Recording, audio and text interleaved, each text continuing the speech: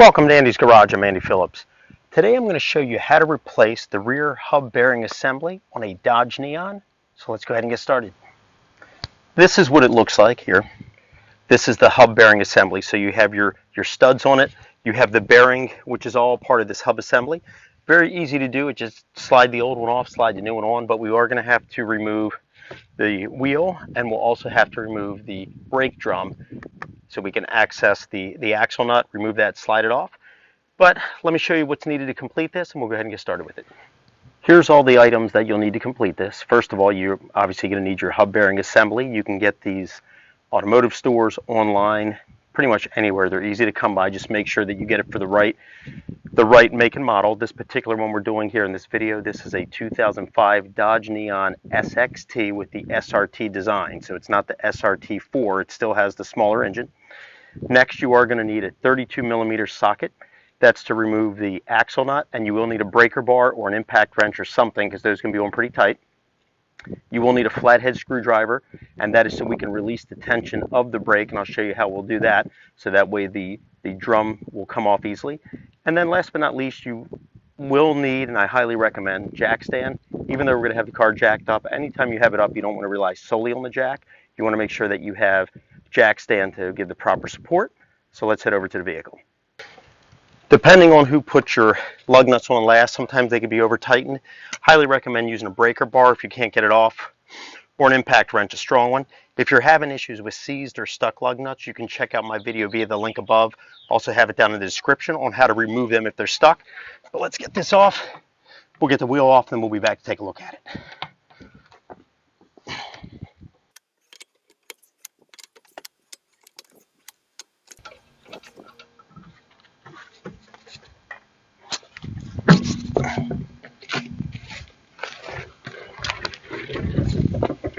Now with this off, we have this little cap over the axle nut that needs to be popped off, and then I'll show you in the back where we can release the tension on the brake.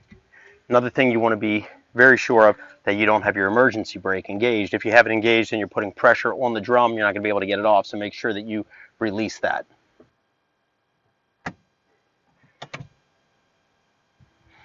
Now with that all done, let's pop this off. Get the axle nut off. We'll use the 32mm socket, and then we'll head around back and I'll show you where to release it so we can slide this off. To remove this, we'll just take a flathead screwdriver, just tap it into the groove. You don't need to put a lot of pressure into it, and kind of work your way around it. It'll pop it right out.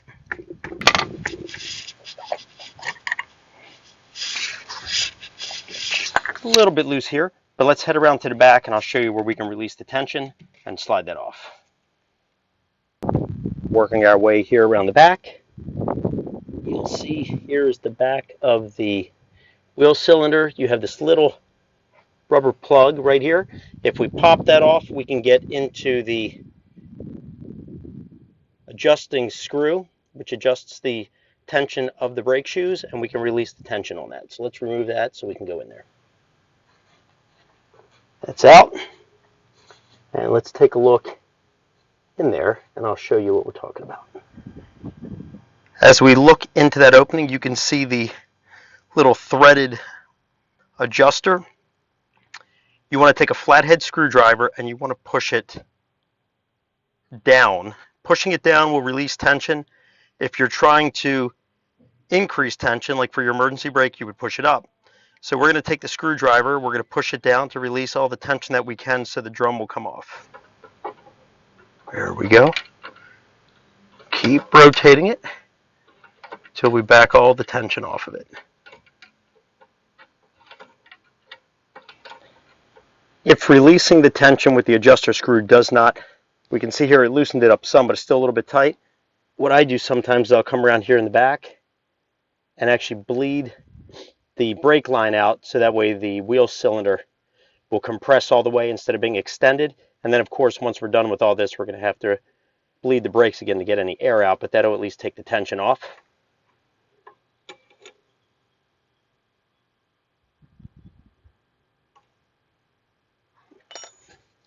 There we go.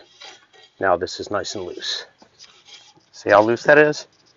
Now we can pull this off. You want to work it off slowly. You don't want to damage anything unless you're doing the brakes, which we are not doing.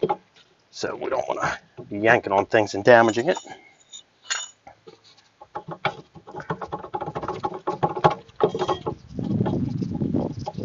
Here we go.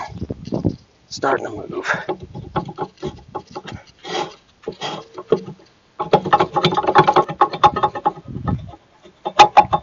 Just go slow.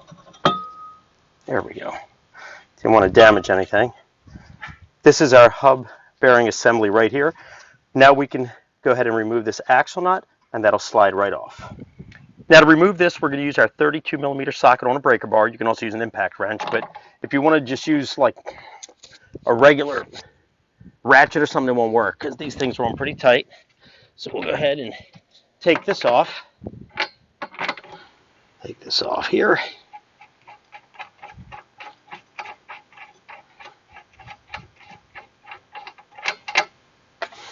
Next, it just slides right out, and that's it. Now, this one's not too bad. We're not having any issues. A lot of times when the bearings go, you'll notice it'll be a kind of a crunching noise. You'll hear kind of a humming noise when they start to go. These bearings are actually fine.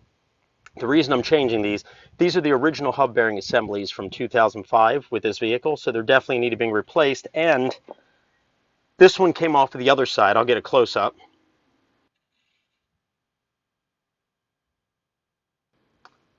But you can see that the stud was broken. It's in bad shape, so I'm doing both at the same time. So now with that off, the new one just slides right back on.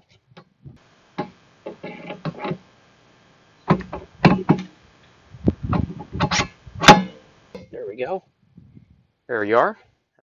Next, we're going to take the spindle nut and just hand tighten it onto the spindle, and we'll come back later and torque it properly.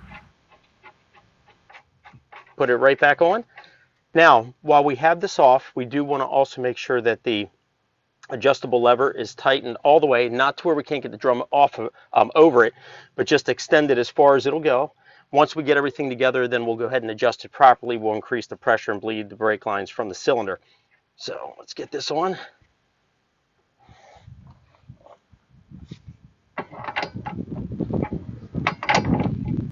Now that we have it on tight, we want to make sure that we torque it properly. You want to torque this to about 150 foot-pounds of torque. Some people say 160, say some 135.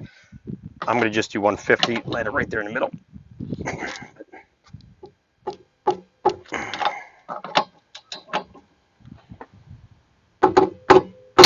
There we go. Good. All right.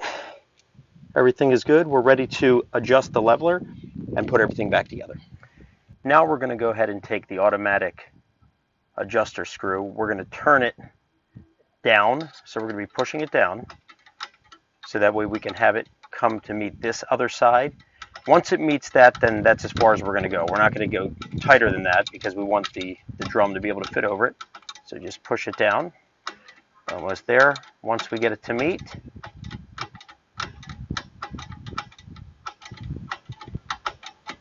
there we go. Right there.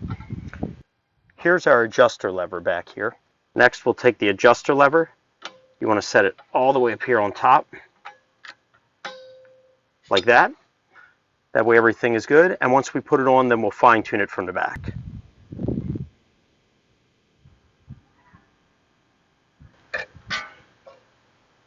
Now to tighten it, we're going to raise this up. So you're going to keep going up with it until we can't move it much further. So we'll take the flathead screwdriver, grab the adjuster screw right here, and just keep pushing up until it's as tight as it can go.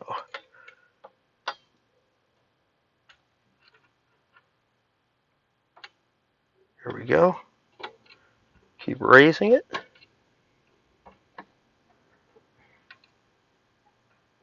Go ahead and raise that. Now you don't want to over tighten it, and I'll show you what we're going to do here. Once we get a little more resistance out of it, here we go. That's it. We'll do one more turn. Okay, let's head around to the front and we'll rotate it and see how it looks. Next, we'll take the drum, line it up with the studs right here.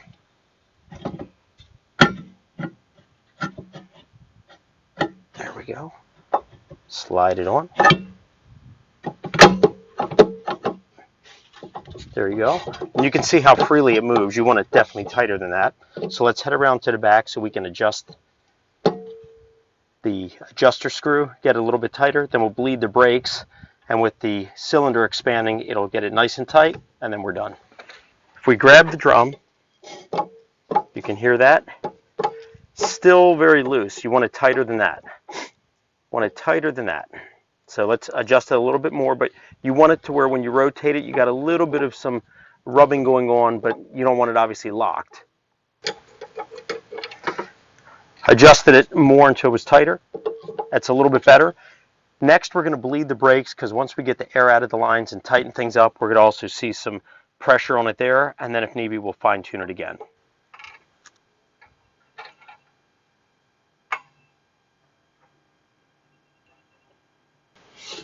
There we go. You can hear it. It's rubbing a little bit, but it's not riding it. That's how you want it to be. So that's good. Let's go ahead and put the wheel back on and wrap this up. Okay, that wraps up this video on how to replace the hub bearing assemblies on a Dodge Neon. As mentioned already, this is on the rear. The front bearings are pressed in. If you want to see a video I did on how to press your own bearings, you can check it out via the link above, also down in the description. Similar process, of course, the removal process is different, but the process of pressing it in is the same as in that video. So please send me any questions and comments. I hope that this video was informative for you, helped you out with any projects that you may be working on with your Dodge Neon. As always, I appreciate all the support. Please like the video and subscribe to the channel. I'll see you next time.